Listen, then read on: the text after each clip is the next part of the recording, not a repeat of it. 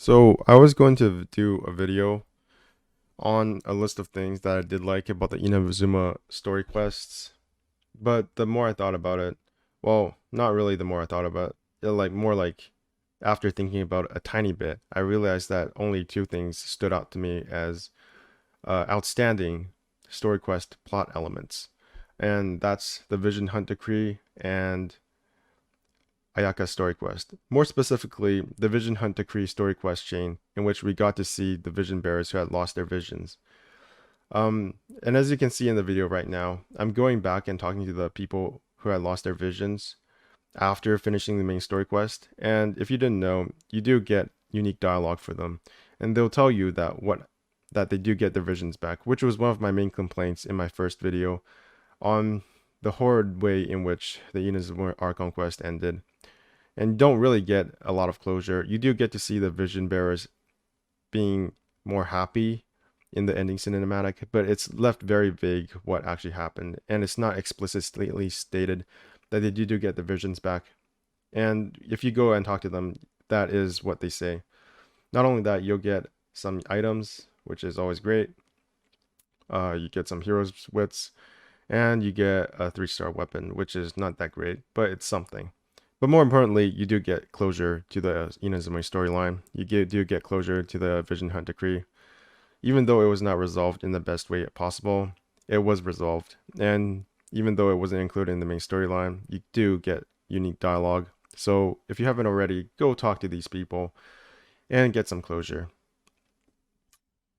The second thing I really liked about the Inazuma storyline was in Act 2, I think, or between Act 1 and Act 2, because you need to do Ayaka and Yoimiya's story quest to proceed, to advance in the story arc. And Ayaka's story stood out to me as an extraordinary or outstanding part of the Inazuma storyline, because you don't really do a lot of fighting, and nothing against fighting. I really like the combat in Genshin Impact, but sometimes I do like just going around and talking to people, especially when the talking involved is actually pretty intelligent dialogue.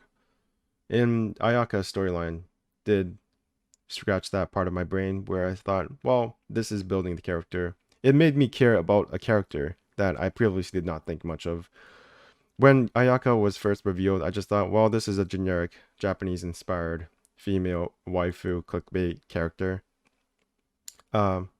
A bunch of people are going to spend a bunch of money on this character because she's cute and she's wearing this armor and she has a fan and she has a sword and she's cryo and she looks cute.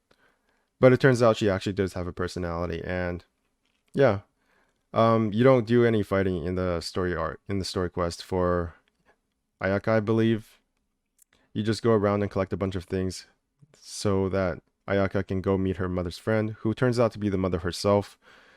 And the mother, it's revealed that the mother lived under a very stringent and restrictive social setting, whether that's Inazuma itself or just her station as someone who is important, the wife of someone who is important, caused her to create this persona that she portrayed to her daughter as something she desired to be. And that kind of inspires Ayaka to be the person who she wants to be rather than what people want her to be. And yeah, that touched my heart. So yeah, that's the two main things I liked about the Inazuma story arc. Overall, Act 1 and Act 2 were very good. Act 3, not so much.